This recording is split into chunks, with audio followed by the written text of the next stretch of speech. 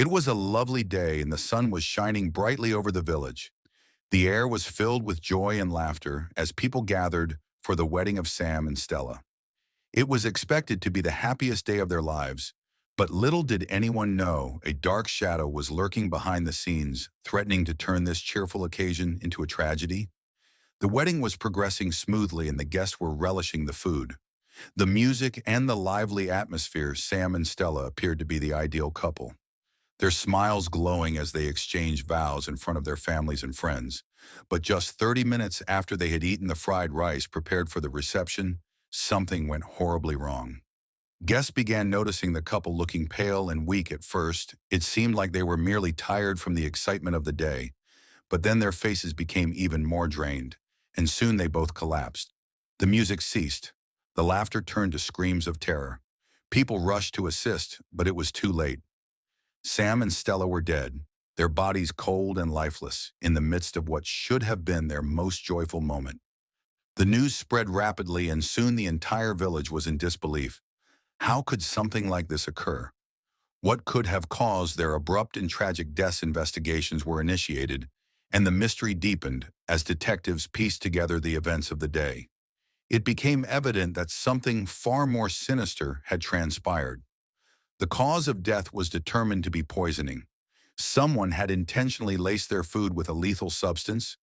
But who could have committed such an act who would want to ruin the lives of two individuals who appeared to be so happy and in love? The investigation quickly led to a shocking revelation. The person accountable for this heinous act was none other than Sylvia, Sam's ex-girlfriend Sylvia. And Sam had been in a relationship for 6 years before he left for a trip abroad. But over time, their relationship had faded, and they broke up despite their split. Sylvia had never completely moved on from Sam. She still had feelings for him, and when she discovered that he had moved on and was now engaged to her best friend Stella, it drove her to the brink. Sylvia had consistently been the one to back Sam throughout their relationship. She covered his clothing expenses, his bills, and even his airfare when he traveled internationally. She had poured everything into him, sacrificing her own well-being and financial security for his benefit.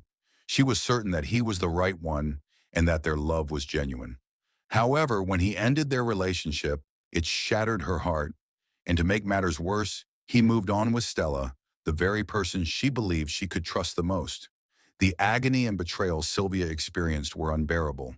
She couldn't endure the thoughts of Sam marrying Stella. Consequently, she formulated a plan to enact revenge on their wedding day. She attended the reception pretending to be a supportive friend, concealing the fury that was building up inside her as the guests celebrated. While everyone enjoyed the festivities, Sylvia ensured to introduce a lethal substance into the fried rice, the precise dish that would be served to Sam and Stella. Her anger had consumed her, and she thought this act of vengeance would provide her with a sense of relief. The lives of two innocent people meant nothing to her. All she cared about was the pain she had endured, and in her mind, they deserved to experience suffering as well. As Sylvia witnessed Sam and Stella collapsing in front of her, a warped sense of satisfaction washed over her. For a brief moment, she felt empowered, as if she had finally regained control. However, as the weight of her actions began to take effect, guilt gnawed at her conscience. The reality of her deeds hit her hard, but it was too late for any remorse. The damage had been done, and Sam and Stella were gone, with nothing capable of bringing them back.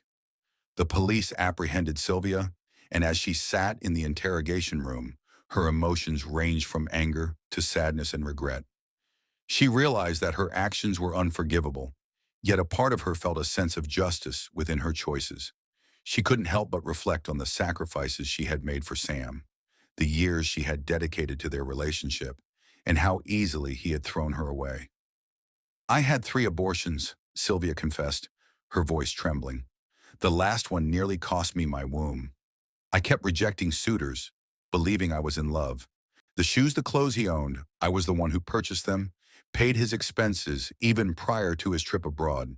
I covered the cost of his flight. I never ever saved a cent for myself or my family. I used all my money on him, believing he would care for me just as deeply as I cared for him." Tears filled her eyes as she went on.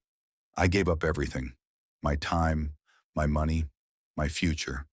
And in the end, he chose her over me. He preferred Stella, and I couldn't stand it. I couldn't let them find happiness while I was left alone with nothing. CIA's heartache was evident, but it didn't change the fact that she had taken two innocent lives. The pain she experienced was genuine, but it was not a justification for murder. As she sat in the cold, sterile room, she realized that her quest for revenge had ruined everything. The village was still in a state of shock. The tragic tale of Sam and Stella's wedding had become the center of conversation in every home, every gathering, and every hushed talk in the marketplace. The horror of what Sylvia had done sent chills down people's spines, and trust among lovers was now a fragile thread among those deeply affected. Among them was David and Favor, a couple who had been together for 3 years, yet were on the edge of breaking up. Their relationship had turned icy, filled with endless fights and unspoken resentment. Favor had once dreamed of marrying David, but things had shifted recently. David had become distant, shying away from discussions about their future. Deep down, she understood that the love they once shared was drifting away. One evening, beneath the dim glow of the moon, they sat in silence on a wooden bench outside Favor's home. The weight of unuttered words lingered heavily between them. Favor inhaled deeply and finally broke the quiet. "David, I think it's time we confront the truth. We aren't the same people we were when we began this relationship. It's not working anymore," she said, her voice steady yet resolute. David sighed and ran a hand through his hair. "I've been thinking the same thing," he confessed.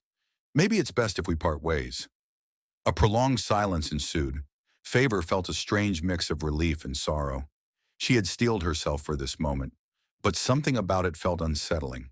The story of Sam and Stella had been haunting her mind.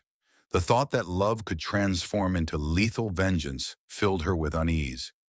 She glanced at David, who was looking at her with an inscrutable expression. "You don't feel angry, do you?" she asked cautiously. David frowned. "Angry about what?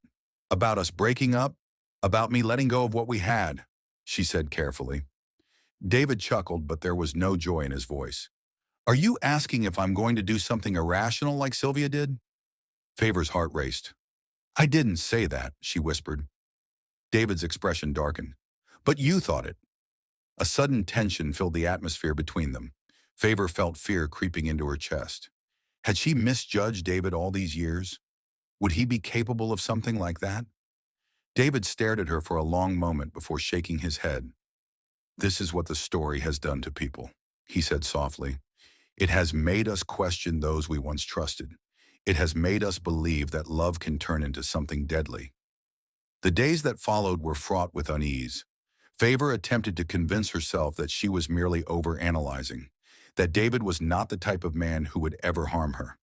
But every time she recalled his last words, "I guess we will find out, won't we?" a chill gripped her heart. She became increasingly cautious, observing him closely, scrutinizing his words and actions. He appeared normal, yet something felt off. He still sent her texts and called her, despite their agreement to end things.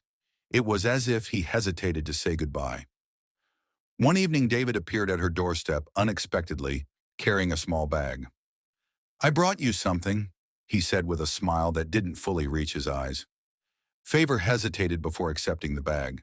It was warm in her hands, the enticing aroma of jollof rice wafting through the wrapping. "I made it myself," David added. "I know you've been stressed, so I thought this would make you feel better." A lump formed in Favor's throat, memories of Sam and Stella flashing through her mind. The poisoned fried rice, the way they collapsed, Sylvia's outward innocence. David must have sensed her hesitation. "Why do you look like that?" he inquired, his tone steady but firm. "I'm just not hungry right now," she lied, forcing a smile. David chuckled, but something in his eyes sent a shiver down her spine. He picked up the food and opened it. "Then I will eat it with you," he said, scooping a spoonful of rice and eating it before her. Favor watched, her heart racing. Was this to show that the food wasn't poisoned, or merely a test of her trust in him? David took a few more bites before placing the spoon down. "See? I wouldn't hurt you, Favor."